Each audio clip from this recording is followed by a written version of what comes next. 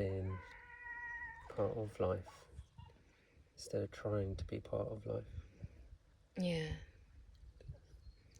You're recording that? Yeah. Yeah. I think that's where we've been going wrong. Just got to be and allow what needs to come to you, and when you want to create from that place of relaxation and being. Because I've noticed that when I try to force something into creation from a place of I must get this out there, I must do this in order to earn money, then I'm just selling my soul, because I'm commoditizing my art, I'm commoditizing whatever I create, which means I'm commoditizing my soul. Yeah. And that's really damaging. And it creates tension, anxiety and stress. And it makes me not want to be in life, because essentially what I'm trying to do, if I'm trying to commoditize myself, then I'm trying to fit into a tribe that is worshipping fear. It's like, no, I worship love. So we can only receive donations for our work. It's the only clean way of receiving money, because everybody needs to be in service, because everything's been turned on its head. You know, the synarchy, all the positions have been stolen.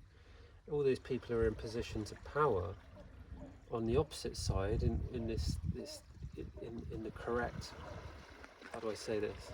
In the purified synarchy outside of toxic matriarchy and patriarchy, they'll be at the bottom. So no wonder they don't want to give up their power. Exactly. Huh? Right? Yeah, this is the struggle we're all in right now. And so all those people who are perhaps in more difficult situations that have really open hearts, like I was watching this video the other day of this woman in Africa who, you know, from these judgments of developing countries and undeveloped countries, which I think is nonsense, but we're taught it at school. And the judgment could be, oh, this woman's poor, but she's not at all. And she says that. And she speaks about how in their tribe, when they're born, everybody looks after the tribe. So they essentially, it's like in that film K-Pax, they don't have parents, they have tribe. Yeah. Because because we are one, we are all a piece of God, therefore we are our own parents. Yeah. Right? And so we should all be a part of the tribe. Peace. Yeah. Seagulls. Freedom fighters. Yeah. It's why I love working with the people that we're working with and the lives that we're touching. We're making real change right now, because the most amazing, beautiful people who are really, truly leading the light of the soul of the earth that's emerging through this consciousness, they are the ones who are holding those places often of great suffering right now, because it is through the portals of suffering and that learning how to transmute that suffering, that's where the true light is.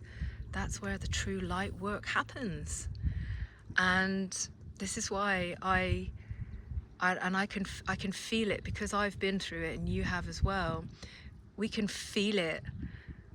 We can feel who is holding the light and who isn't. It's frequency. Yeah, but everybody is holding the light in a way. But it's clouded by this darkness of ego, which is part of the illusion. And some people are so clouded in their own illusions that they've forgotten who they are, and they're the people that we're trying to reach to say it is okay. Yeah. We can help. Like there's shortcuts of cutting through that darkness. Shortcuts of just like going whoosh, pull you out. Yeah. Yeah. Get back on the soul train. Yeah, and I want to say that, you know, whenever I go on, when I was talking earlier about channelings, how a lot of people are doing channelings because they want some form of hope to cling on to, right? But what I realise is that when I go on the internet, especially if I delete the apps, sometimes I go on to post stuff. So if I go on Instagram, the stuff that's going on in the world is wild. It's wild, and it's difficult to see what's to be believed and what isn't. But I remember I went on it yesterday, and I saw all this incredible stuff, and I came off And I was like, whoa, where am I? Where am I? And I sat down and meditated to calm myself down. And I realized it had taken me out of my body. I was not here. I was in this video, this image, this memory. And so I purged it from my body, and I slowly started to come back into my body.